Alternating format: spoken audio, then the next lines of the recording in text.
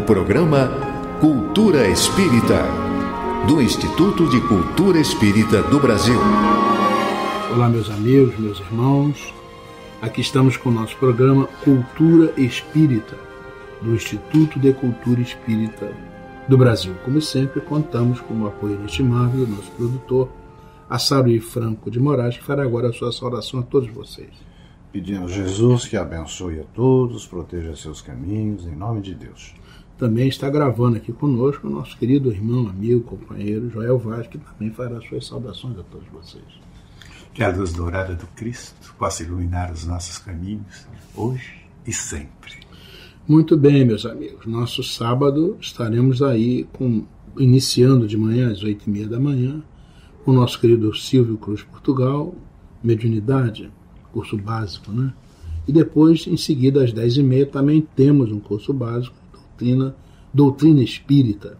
O Silvio, ele desenvolve uma metodologia muito boa, que a gente aprende com muita facilidade, por isso nós recomendamos a todos vocês que compareçam lá no nosso instituto, na Rua Ibituruna, 53, no Maracanã.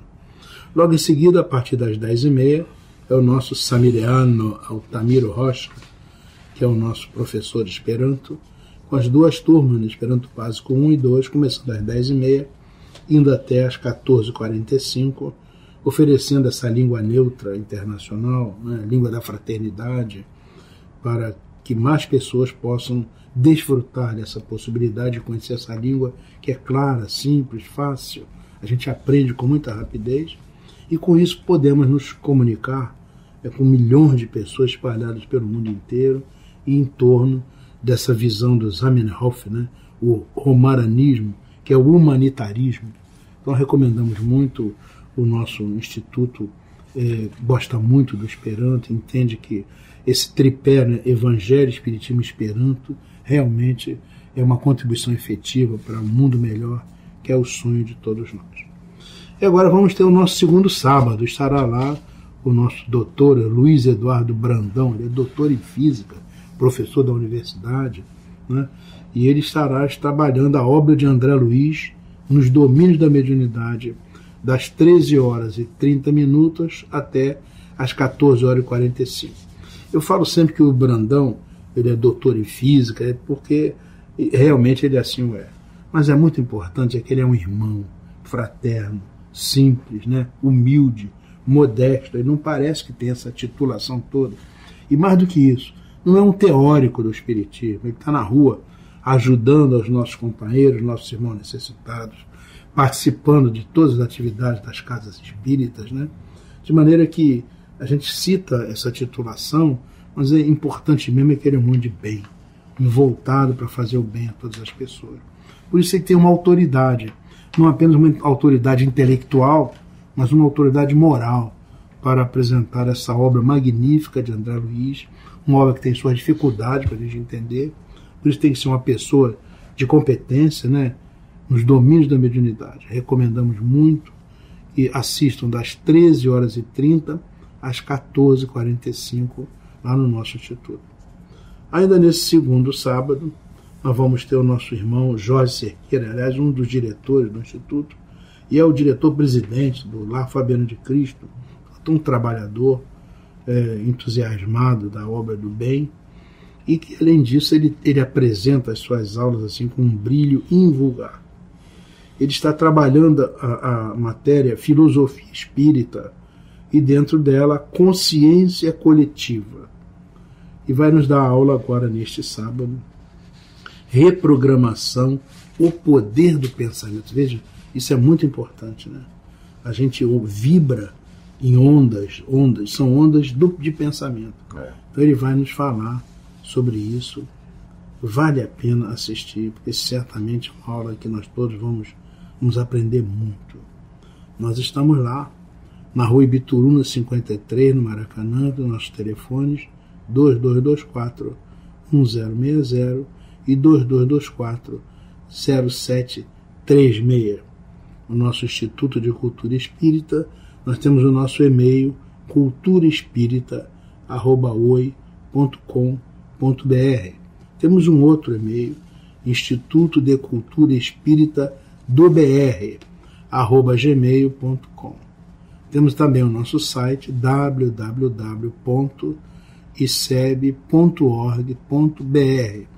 Entrando nesse site, além de ver a vida do Instituto, você pode também encontrar uma ligação, chama-se um link, né, para a TV ICEB. Né? A TV ICEB é uma TV que leva a nossa programação toda, e durante um largo tempo ficam lá os programas, não só esse programa que nós gravamos, mas também as aulas que são ministradas, entrevistas. É um material muito rico, que fica disponibilizado para acesso via internet, né, usando o computador, e no mundo inteiro. E nós temos notícias de que companheiros da Austrália, companheiros do Canadá, companheiros da Europa inteira, dos Estados Unidos, da América toda e muitos do Brasil acessam essa programação do nosso Instituto. E nós devemos muito ao nosso Marcelo Shoa e à nossa Regina Mercadante, nossos companheiros muito que dá ao Celso, né, ao Lucas, que são voluntários, que estão lá fazendo tudo que é necessário, tudo que é possível, com grande tecnologia, inclusive cedendo os equipamentos, computadores, cedendo também as máquinas, né, de filmagem, de gravação, tudo isso do bolso deles. Né? São voluntários que estão lá desde a parte da manhã, montando essa estrutura, a fim de que esse material possa ser distribuído para o mundo inteiro. Então, a nossa gratidão e o nosso convite, né? Não percam as atividades do nosso Instituto. O Instituto não é um centro espírita como outro qualquer. Né? Na verdade, nós oferecemos estudos e pesquisas que normalmente as casas espíritas não conseguem fazer. O material está lá, disponibilizado para quem quiser assistir. Ficamos muito felizes pela presença de todos, lembrando que nós temos aí agora o Dia das Mães, e logo em seguida nós temos o Dia da Libertação dos Escravos. Né? Esse mês de maio é muito rico, não deixe de ver a nossa revista Cultura Espírita, que toca nessas questões nesse mês. Nós vamos agora passar ao nosso querido Joel Vaz, né? Que vai apresentar a nossa agenda espírita. Por favor, Joel. A nossa agenda espírita teve uma excelente repercussão, mas eu queria orientar os nossos companheiros das casas espíritas que nos mandem a sua programação para o mês seguinte. Por exemplo, ao longo do mês de maio, que nós estamos iniciando agora, estamos na segunda quarta-feira de maio, a programação de junho e de julho, se for o caso, mas nunca do mesmo mês em que as coisas estão acontecendo. Por exemplo, hoje, no Teatro Vanucci, o Grupo Espírita Vanucci, que se reúne todas as quartas-feiras há mais de 20 anos, é um grupo fundado pelo Augusto César Vanucci, que foi um grande diretor da TV Globo e tudo mais, e que continua até hoje, um grupo maravilhoso, que receberá nesta quarta-feira a Nádia do Couto Vale.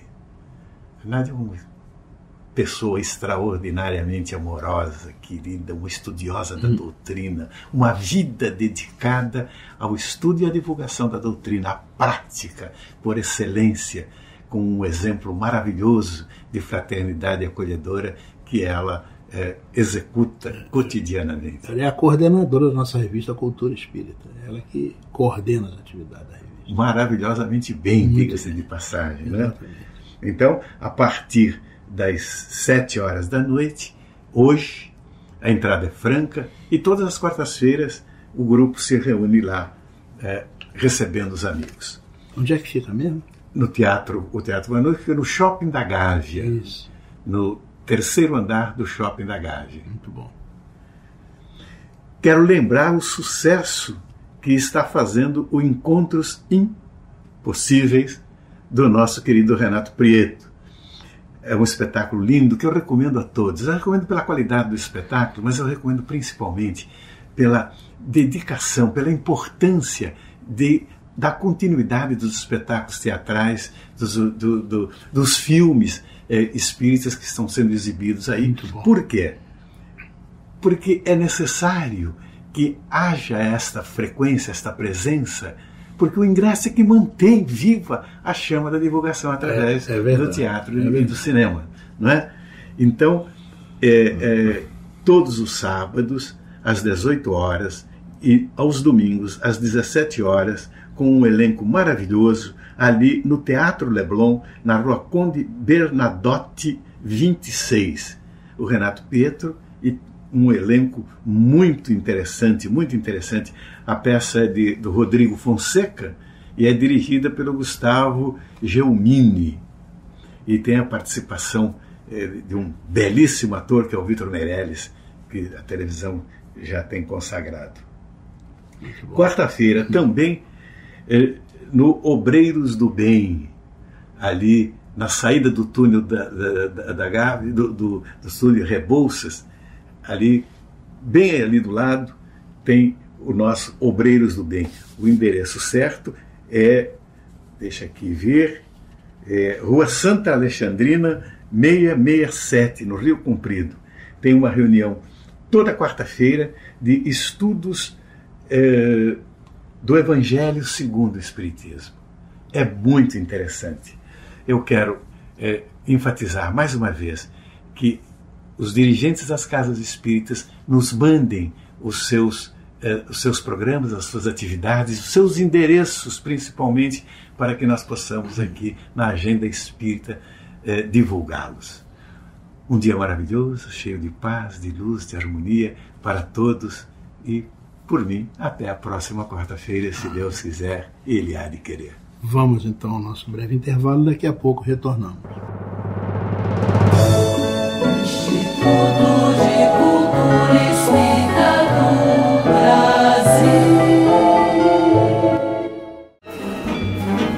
Ofereço um livro de presente. Sugerimos a obra Minhas Memórias Alheias, do professor Celso Martins. Com bom humor e sabedoria, o autor comenta fatos do movimento espírita e revela detalhes dos principais divulgadores da doutrina de Kardec. Os pedidos podem ser feitos pelos telefones 021-2224-1060 ou 2224-0726.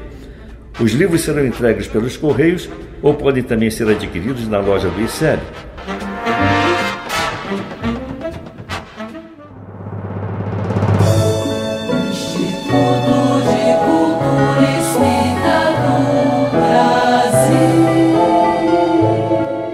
Olá, meus amigos, meus irmãos, estamos retornando com o nosso programa Cultura Espírita, do Instituto de Cultura Espírita do Brasil. Como sempre, contando com a boa vontade, o carinho, o amor ali do nosso Toninho Barbosa, né, arredondando a nossa voz, e ainda pelas ondas amigas da Rádio Rio de Janeiro, 1400 kHz. Somos muito agradecidos por essa rádio maravilhosa, uma das mais importantes do nosso estado do Rio de Janeiro, e que leva a programação espírita a todo o nosso estado. Jesus abençoe os dirigentes da nossa rádio para que eles possam continuar produzindo esse trabalho extraordinário que vem desde Geraldo de Aquino, né? E que nos honra muito nós podemos participar junto com todos eles. Mas agora temos as nossas perguntas, né, Sérgio? Olha que a Maria de Jesus Martins de Oliveira do Meia nos mandou algumas questões interessantes que você vai ter que responder. Os espíritos, quando reencarnam, voltam sempre na mesma família? Isso pode ocorrer, Maria de Jesus. Pode ocorrer ou não. A programação da reencarnação, ela leva em conta as necessidades de aprendizagem do espírito e também as daqueles com os quais ele irá conviver. Reencarnar em uma família onde o espírito reencarnante tem afinidades com as pessoas que já estão lá, oferece a oportunidade de estar ao lado de seres que irão protegê-lo e auxiliá-lo a progredir. Pode ser também que seja necessário o espírito conviver com pessoas que ele um dia prejudicou, ou que tenha, por elas, sido prejudicado. E, nesse caso, a lei de causa e efeito oferece a oportunidade deles aprenderem a amar e respeitar uns aos outros, e os laços de família servirão para reparar erros do passado.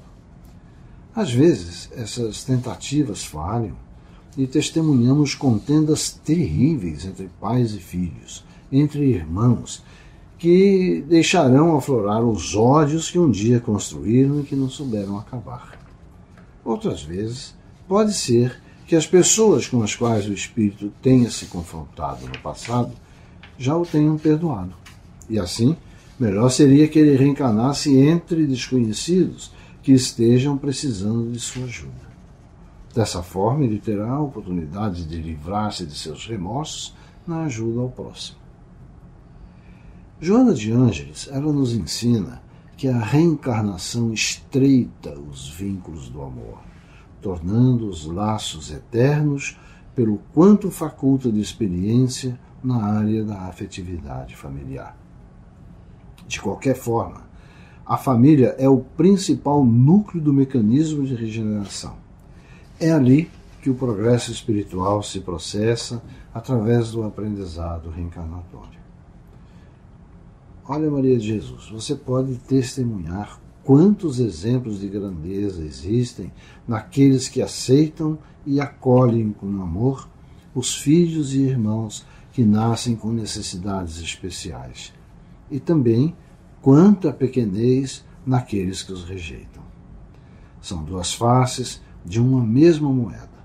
E nós estamos sempre presentes nas entrevistas, nos programas de televisão, nós estamos vendo mães que, ao lado de seus filhos, né, com patologias como a síndrome de Down, por exemplo, testemunham que aquela criança é uma bênção para eles. Vocês veem, então, como é importante esse processo. Muito bem, a nossa irmã pergunta ainda, quanto tempo demora para alguém reencarnar? É tudo igual? Olha, Maria de Jesus, isso vai depender das necessidades de aprendizado do espírito. Pode demorar de alguns dias até séculos, pois o que traz de volta um espírito à sua vestimenta carnal é a sua necessidade de expiação ou prova. Um espírito ele poderá voltar muito rapidamente por necessidade de aprendizado, ou mesmo em tarefas de auxílio. Tudo vai depender da programação que os mentores espirituais fazem de acordo com as necessidades que envolvem o processo. Existem relatos na literatura espírita de espíritos muito conscientes de suas faltas e, como consequência, relutantes em reencarnar para não passarem pelo prisma doloroso do resgate de faltas cometidas. O espírito ele pode passar até séculos na relutância em voltar. E nesses casos, como já foi explicado, os mentores programam reencarnações compulsórias, pois o progresso é lei mandatória na lei divina. Portanto, não existe uma regra fixa para esses casos, um padrão pré-estabelecido. É a individualidade espiritual quem vai determinar a frequência e a periodicidade da reencarnação. É isso mesmo, mas nós ainda temos tempo aí para uma outra pergunta. Temos. É uma pergunta que muita gente faz e a gente gostaria de ouvir isso aí. Por que a gente não lembra do que nós fomos e dos erros e acertos do que nós fizemos?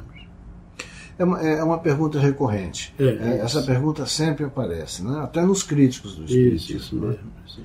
Olha, Maria de Jesus, o esquecimento do passado ele funciona como se fosse um recurso psicológico que nos auxilia no desenvolvimento de nossas atividades no decorrer da atual existência.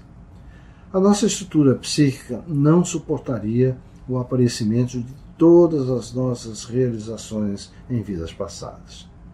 Nós teríamos uma dificuldade enorme em conviver com imagens negativas surgindo em nossas mentes a todo instante, com informações que poderiam nos deixar tomados por emoção ou desânimo, face o impacto dos seus pesos negativos em nossa consciência.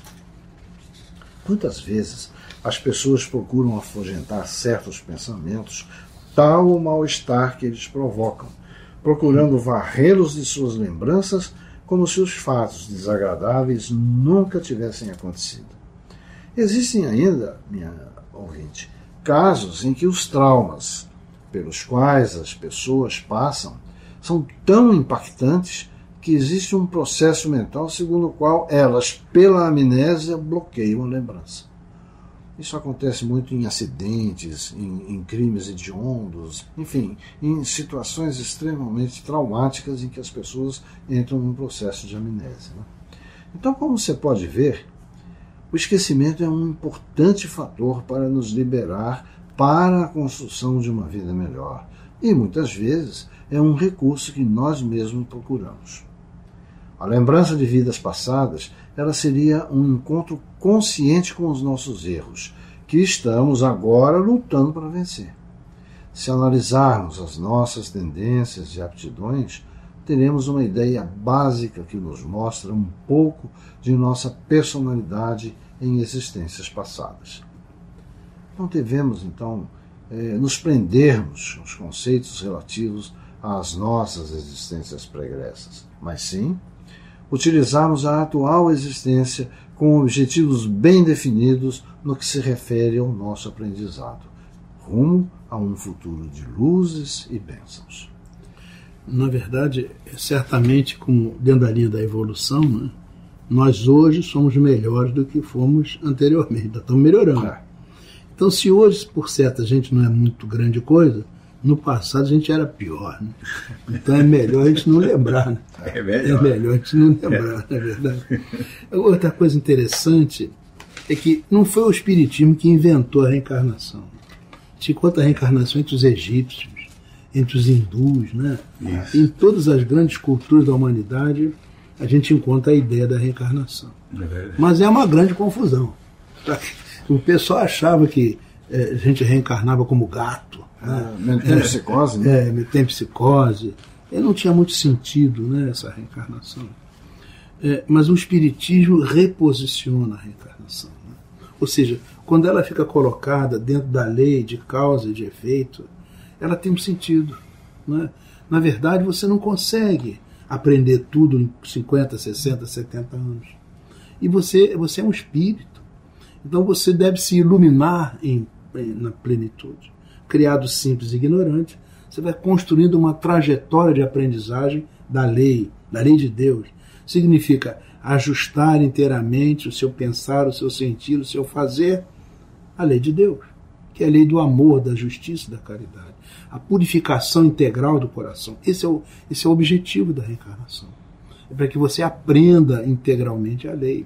Não é uma aprendizagem meramente intelectual, mas é uma aprendizagem experiencial, que você se ajusta a esse sentido geral da reencarnação. Na medida em que você inicia esse processo de ajustamento, né, vai chegar um momento em que você começa a conduzir isso. Ou seja, o seu livre-arbítrio vai levar você a ir tomando cada vez mais decisões da sua maneira de ser que estão em consonância com a lei de Deus. Todas as vezes que você toma essas decisões em consonância com a lei de Deus, você cresce na direção do bem, você se felicita mais, você constrói passos de adiantamento na trajetória evolutiva. Porque anteriormente, quando você não conhecia bem essas coisas, muitas vezes você tomava decisões que contrariavam o sentido geral das forças divinas.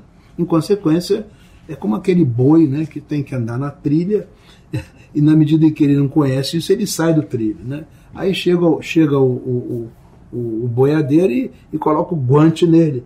Aí ele sente a dor e volta para o trilho e continua andando. É mais ou menos essa a ideia. Você desconhece a coisa, você sai do trilho, ou seja, você sai do cumprimento da lei de Deus. E aí você vem o sofrimento, vem a agonia, vem a dor, mas sempre com esse caráter educativo. Isso é outra coisa importante que o Espiritismo coloca, essa visão educativa do processo reencarnatório. Então, colocada na lei do progresso, colocado na lei da causa e do efeito, né? A reencarnação, então, toma um outro formato, muito diferente do que pensava anteriormente. Ela adquire um sentido. E talvez é por isso que muitas pessoas ainda não compreendem. Pensam que a reencarnação é aquela confusão. Mas, na verdade, segundo o Espiritismo, a reencarnação é a arrumação do processo evolutivo da criatura humana. Aliás, na visão da metempsicose, a reencarnação era um processo punitivo. Porque você cometia o erro e voltava como um animal para poder seguir a escala novamente para até atingir o erro. Então, realmente, vale a pena, né, refletir. A fé raciocinada, né? Fica muito claro inclusive a integridade da lei divina, ao mesmo tempo lei, sábia, justa, perfeita e misericórdia, e te dá o apoio para que você possa dar o grande salto evolutivo. Na visão do Espiritismo, a reencarnação, ao invés de uma punição, é um processo de regeneração. E nós agradecemos a nossa irmã que nos permitiu conversar um pouco sobre essas questões. E a alegria que causa saber dessas coisas, a paz que você muito encontra. Bom, né? Graças a Deus. Vamos então ao nosso intervalo. E daqui a pouco estará aqui conosco o nosso querido companheiro, amigo, irmão, Geraldo Cardoso, com a nossa famosa Internet do Bem. Isso. Instituto de Cultura Espírita do Brasil.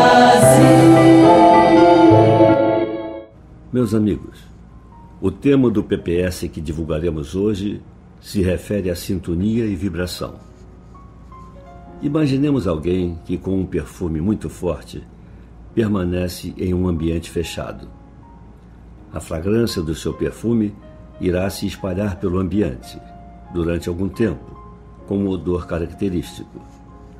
Da mesma forma, as vibrações dos nossos pensamentos e sentimentos ficam indelevelmente plasmados naqueles ambientes que mais costumamos frequentar. Assim, os nossos lares, os ambientes de trabalho, os locais onde se realizam cultos religiosos, ficam com suas atmosferas marcadas pelas formas sentimentos e formas pensamento que comumente ali se expressam. Quem penetrar nesses ambientes, inconscientemente ou não, se sentirá inclinado a sintonizar-se psiquicamente com as vibrações ali remanescentes, sejam agradáveis ou desagradáveis. Por outro lado, se alguém com um perfume muito forte nos abraçar, inevitavelmente deixará em nós o odor desse perfume, seja ele agradável ou não.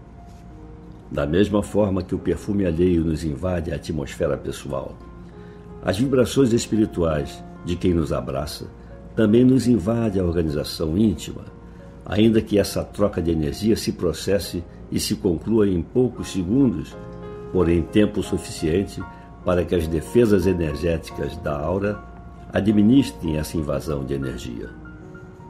Em resumo, estamos sempre marcando, com a nossa fragrância espiritual, as pessoas e os ambientes com os quais convivemos e, ao mesmo tempo, recebendo as suas influências. Se as nossas defesas espirituais estiverem em boa forma, assimilaremos apenas o que for positivo e rechaçaremos o que for negativo. A defesa espiritual se processa de forma inconsciente, assim como acontece no processo da defesa orgânica, pelo qual o sistema imunológico nos fornece anticorpos para neutralizar a ação de micro-organismos que invadem o nosso corpo. Tudo acontece de modo tão rápido que o cérebro físico transitório disso não se conscientiza, apesar de ser ele quem administre todo o processo. Do mesmo modo, a nossa mente reage instintivamente quando se trate de invasão de nosso espírito por vibrações de terceiros. Por vezes, uma simples troca de olhares, um aperto de mão, um abraço, uma atração sexual, por exemplo, são situações em que a permuta energética acontece independentemente da nossa vontade. Conforme a faixa vibratória que sintonizemos, estaremos emitindo vibrações mais ou menos positivas ou negativas. Se a resultante das nossas vibrações for positiva, teremos uma maior defesa vibratória. Normalmente, é o que acontece com as pessoas que pensam e agem no bem, são otimistas, benevolentes, piedosas, têm bom ânimo, são habituadas a orar com regularidade e, embora cometam falhas comuns à sua condição de humanos, praticam a lei de amor, justiça e caridade. Tais pessoas possuem uma defesa vibratória que as imuniza contra energias deletérias que poderiam trazer transtornos ao seu equilíbrio energético. Em caso contrário, quando nos descuidamos da vigilância, esquecemos o hábito da oração, alimentamos maus pensamentos, estaremos contribuindo para baixar o nível da nossa defesa energética, tornando-nos vulneráveis à energia deletéria alheia, que poderá nos desarmonizar por curtos ou longos períodos de tempo, dependendo da nossa capacidade de recuperação psíquica e espiritual. Crianças de colo possuem energia passiva e podem sofrer quando ficam passando de braço em braço, recebendo verdadeiras descargas energéticas que normalmente lhes causam desequilíbrios de toda ordem. Se os pais terrenos soubessem disso, outra seria a sua postura em relação a permitir que seus filhos andassem de colo em colo. Estamos a todo momento trocando energia com as pessoas e ambientes que nos rodeiam. O equilíbrio, ou seja, a nossa saúde espiritual, é o único antídoto capaz de impedir que vibrações negativas alheias à nossa organização espiritual invadam o nosso íntimo. Saber conviver sem sintonizar com a energia de terceiros é tarefa difícil que demanda longo tempo de estudo e prática, a que só alguns missionários se dedicam devotadamente. Como somos pessoas comuns, conosco se dá ao contrário. Se a todo momento tivermos a sensibilidade invadida por problemas e influências alheias, a nossa paz estará sempre à mercê dos outros.